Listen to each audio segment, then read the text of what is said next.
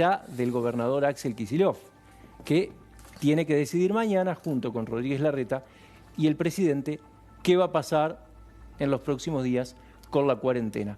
Arrancamos terapia de noticias. Escuchamos al presidente hace un ratito. El presidente decía esto. Porque todos vemos que prácticamente la actividad se ha liberado en gran medida. Que a mí me sigan hablando de cuarentena es algo que me asombra, porque la gente sale, se cuida con barbijos, algunos respetan la distancia social, los negocios están abiertos, la actividad comercial en la Ciudad de Buenos Aires es muy amplia hoy en día y también en el Gran Buenos Aires. Bueno, esta es la novedad de hoy, Daniel. Sí. Gran repercusión. El mundo en realidad está en... Estaba buscando en la cuenta de Twitter del doctor Carlos Camburián, que fue presidente de la Fundación Garraham. Nosotros lo hemos entrevistado un par de veces acá en Terapia de Noticias. Que hace unos 15 días hablé con él en la radio y a propósito del tema que es muy delicado que vos dabas respecto al recuento de casos mortales, me comentaba el doctor Camburián que él tenía al menos 6 registros de 6 casos donde figuraban en el registro de infectados por COVID, luego fallecidos, pero no figuraban fallecidos por COVID. En ese momento, quizás más adelante sí aparecían. Él me mostraba como una duda al respecto, y esto también te está un poco confirmando la nota de José María Costa y lo que vos mostrabas recién, que es muy difícil controlar con exactitud la cantidad de casos mortales porque la información pasa por distintos circuitos y reunirla toda parece ser, no estamos hablando de mala fe o mala intención, pero parece ser que a veces no damos la información nosotros, es un desorden la información oficial que es desordenada. Que genera. Quiero saludar al doctor Pablo Bombey, él es jefe de infectología del CEMIC, le vamos a agradecer desde ya que nos atienda. Doctor, ¿qué tal? Sí. ¿Nos escucha? Hola. Sí, ¿nos escucha? Sí, perfecto, ahora los escucho. Doctor, estábamos viendo ahí escucho, en las cifras que hay como un retraso en la información de las víctimas del COVID. Entonces lo que pasa es que a veces se juntan todas en un mismo día y tenemos como una visión irreal de lo que está pasando diariamente, ¿no? No sé si ustedes están al tanto de eso. Mire, los registros de los fallecimientos, una vez que se produce el deceso, muchas veces el mismo equipo médico es el que tiene que encargarse de cargar esos datos en un sistema que se llama CISA, que es un sistema epidemiológico, donde se van cargando los datos. Puede haber retraso en la carga de datos, en general eso se tiene que hacer en el día de donde se produjo el fallecimiento, pero bueno, no conozco todos los establecimientos hospitalarios para saber si en todos se hace en el mismo día o no, pero indudablemente el gran trabajo que hay en el equipo médico a todo nivel puede hacer que haya algunos retrasos en la carga de estos datos, indudablemente. En el caso de ustedes, lo que ven por el CEMIC es que la curva está madura y alta, como dice el ministro Quirós, que esto viene para largo, más o menos, ¿cuál es la idea que tiene? No, nosotros estamos, estamos viendo un número de casos muy importante.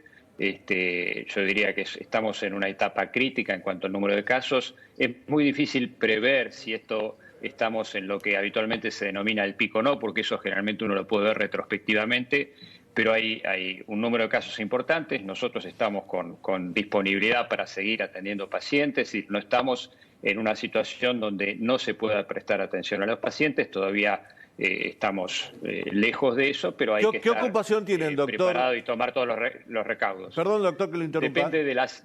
Sí, la ocupación, pero por casos COVID.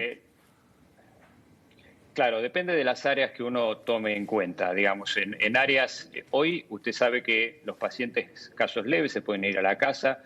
Se ha implementado un seguimiento a domicilio de esos pacientes, que eso fue relativamente hecho hace poco tiempo, porque hasta hace poco se tenían que internar todos esos pacientes. Hoy se hace un seguimiento y si el paciente lo requiere se lo interna.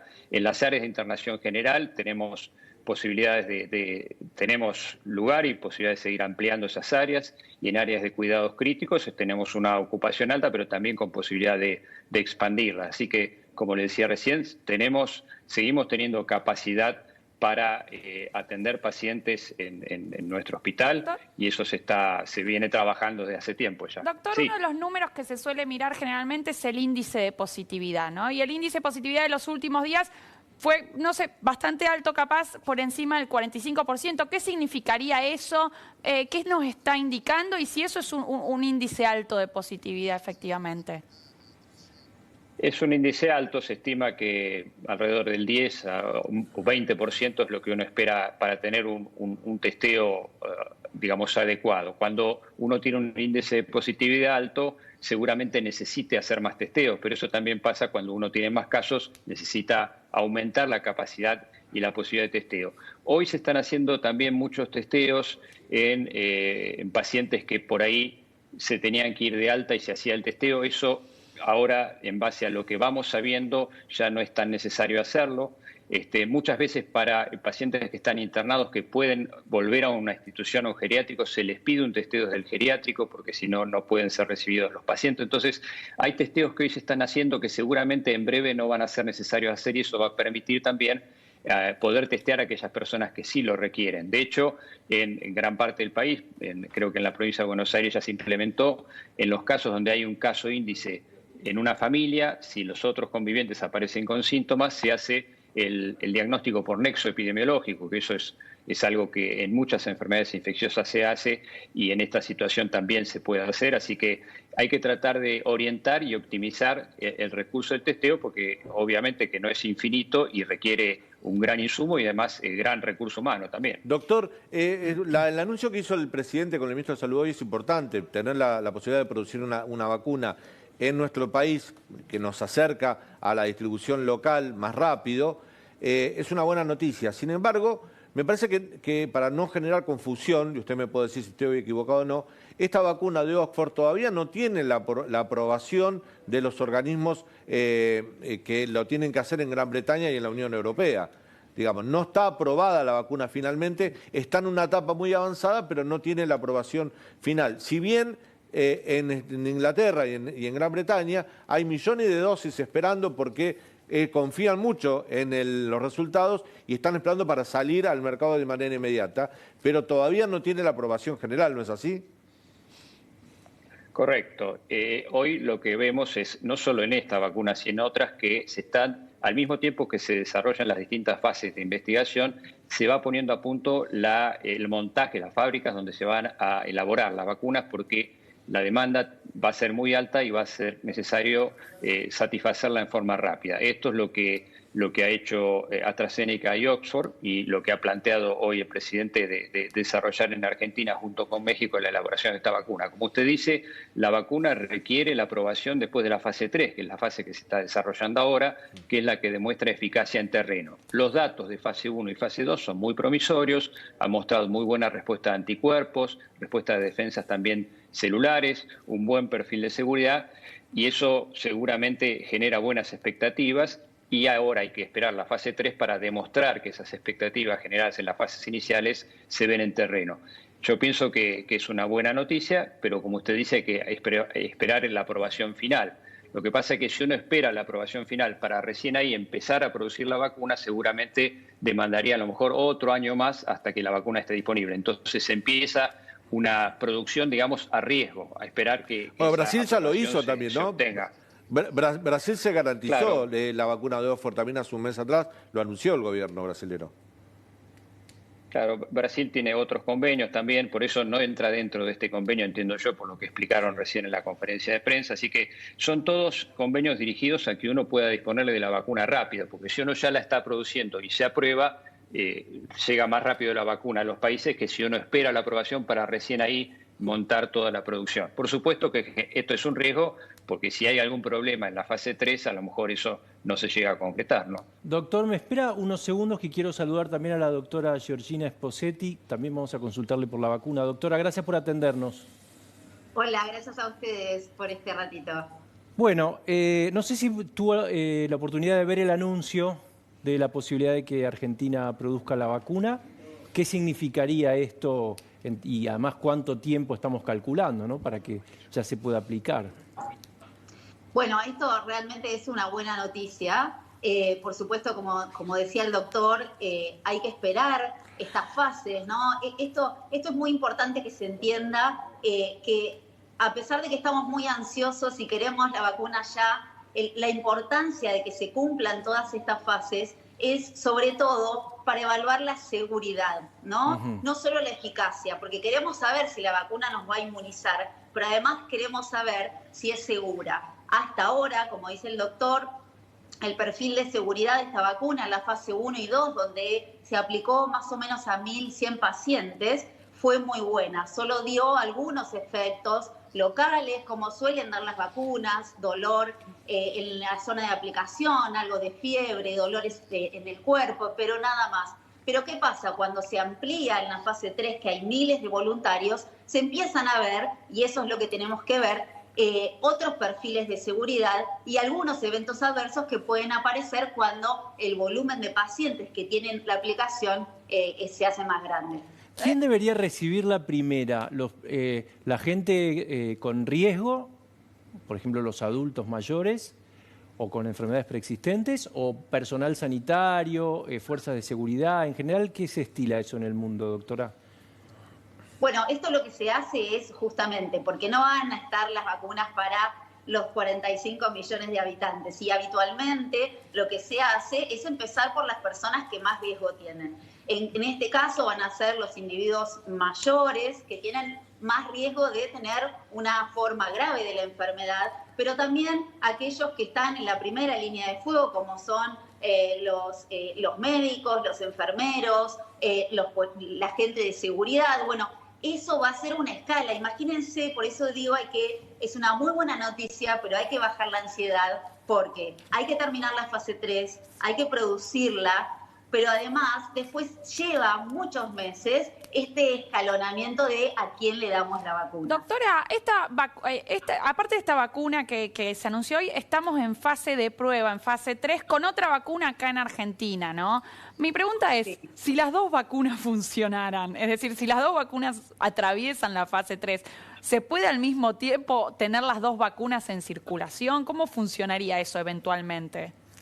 Por supuesto, esta es otra gran noticia para la Argentina, ¿no? Nos han elegido para hacer una fase 3 de una vacuna muy interesante, que es la de Pfizer, que además tiene una tecnología muy interesante que después si quieren los comentamos, pero es el ARN mensajero, ¿sí? Pero esto es muy, muy importante para Argentina, pero como vos decís, va a haber muchas vacunas, hay 6 en fase 3, y de esas muy probablemente van a llegar al mismo tiempo, tal vez 2 o 3 o 4. Y entonces es muy interesante que haya muchas y pueden... Y que haya competencia para que sea más barata, claro, ¿no? Bueno, hoy el presidente habló de un valor de la vacuna de entre 3 y 4 dólares. Le quiero preguntar al doctor Bomeji si ese valor de mercado que le dio el presidente es el que vamos a pagar, hipotéticamente, ¿no? Nosotros cuando la compremos en la farmacia, la que va a pagar el Estado cuando compra al por mayor, o hay que hacer una estimación aproximada.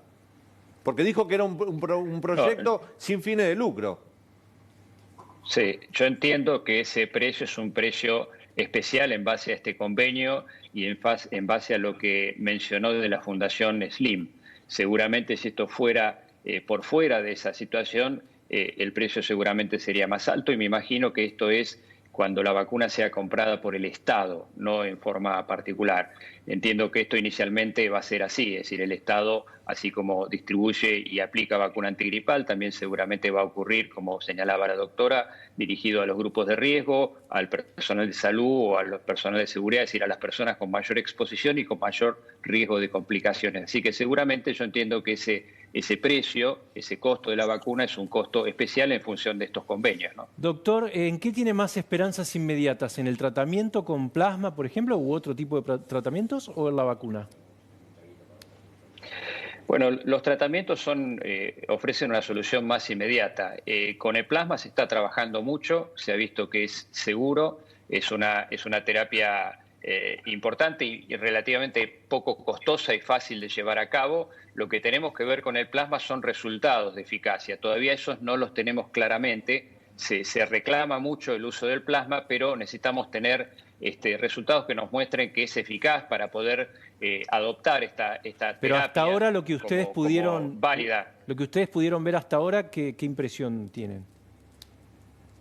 No, bueno, son impresiones. En ciencia uno tiene que tener datos duros de eficacia. La impresión es que, como le decía recién, la tolerancia es buena, y que hay personas que les ha ayudado, pero eso es muy difícil de apreciar. Uno tiene que hacer comparaciones más claras, dándole a un grupo, a otro grupo no, y esos estudios se están llevando a cabo y yo creo que esos resultados vamos a tener pronto, porque no solo en nuestro país, sino en Estados Unidos y en otros países se están llevando estudios a gran escala que nos pueden dar, como usted dice, resultados antes que la vacuna.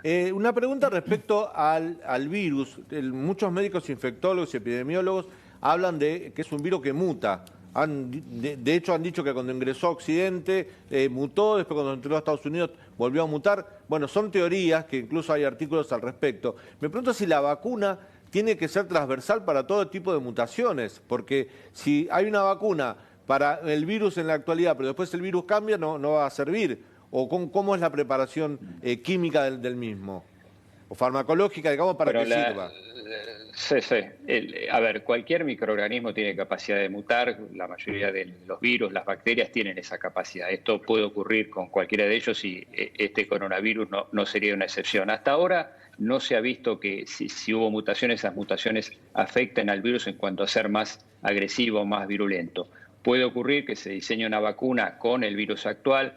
Esta vacuna, la que estamos hablando de Oxford, no contiene el virus entero, sino que utiliza un otro virus, que es un adenovirus de chimpancés, como vector para llevar a habrán visto la estructura del coronavirus, tiene como una coronita en el exterior, que esa es la que se une a las células cuando ingresa y además las defensas, los anticuerpos contra esa parte del virus es la que genera la protección. Entonces, ese otro virus, que se llama adenovirus de chimpancés, lleva esa parte del virus al interior del organismo, describiéndolo así en forma más clara, y permite que la persona genere sus defensas contra esa parte del virus, que puede llegar a mutar, pero es una parte extensa del virus que tendría que tener muchas mutaciones para que las defensas que generen no sean activas o efectivas.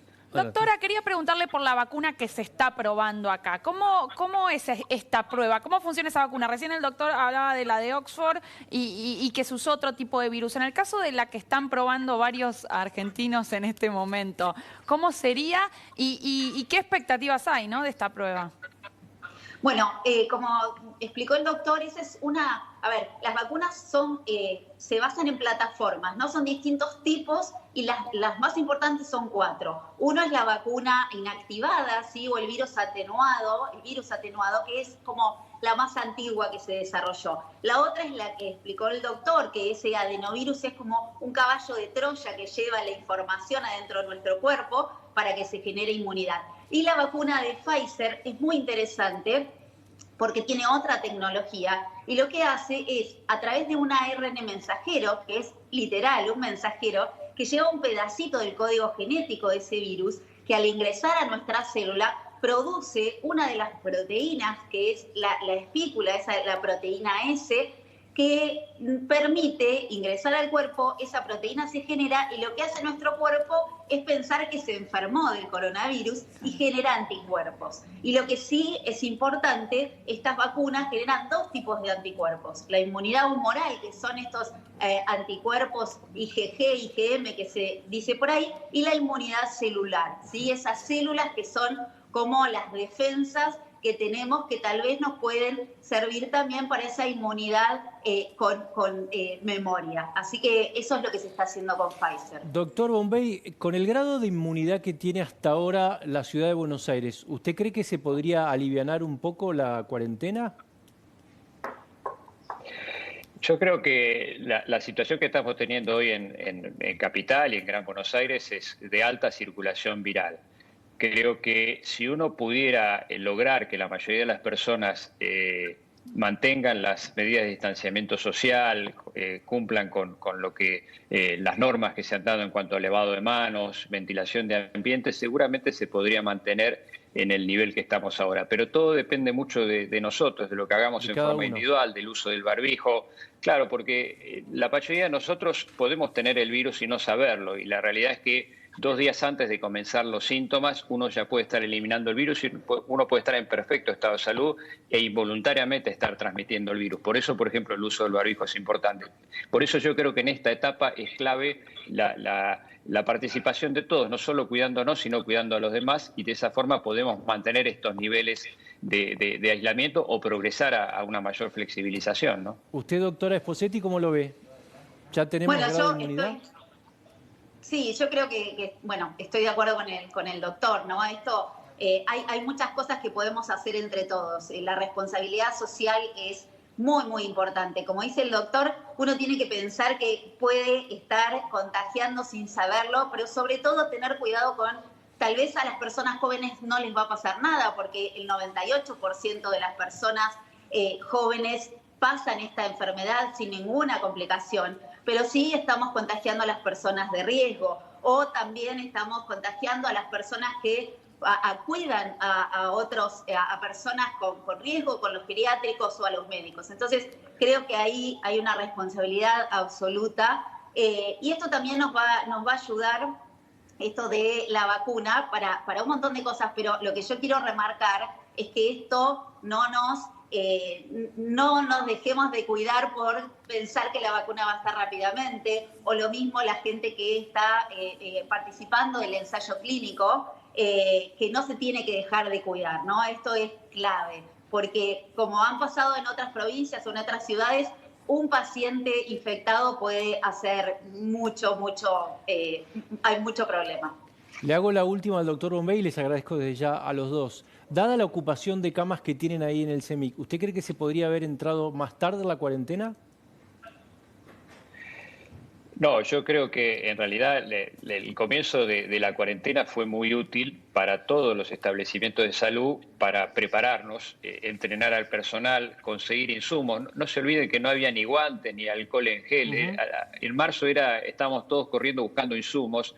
Si realmente no se hubiera implementado hubiera sido muy difícil. Es decir, yo creo que fue muy útil para poder preparar a la comunidad también, explicándole cómo se transmite la enfermedad, protegiendo a las personas de riesgo y sobre todo equipando y entrenando al equipo de salud. A mí me parece que ha sido importante poder hacerlo en ese momento, que obviamente que una cuarentena no evita una enfermedad que se transmite fácilmente, donde América es el epicentro de la pandemia, así que no podemos escapar a esa posibilidad. Pero yo creo que la cuarentena inicialmente nos favoreció para prepararnos mejor en los equipos de salud y trabajar con mejores elementos y además con más evidencias científicas de las que teníamos hace 4 meses atrás, ¿no? Muchísimas gracias a los dos, muy amables, muy interesantes. Gracias. Gracias a ustedes. Bueno, gracias. Ahora tenemos dos temas muy importantes. Uno es el tema de si estamos midiendo bien las víctimas del COVID que hablábamos recién con Daniel. Va a estar José María Costa, nos va a contar exactamente qué es lo que está pasando diariamente. Y Jorge Liotti nos va a contar si es cierto que hay problemas con la reforma judicial. ¿Cómo anda, Jorge? Te veo ahí. Para el gobierno, este proyecto que tanto ruido está haciendo. En unos instantes volvemos.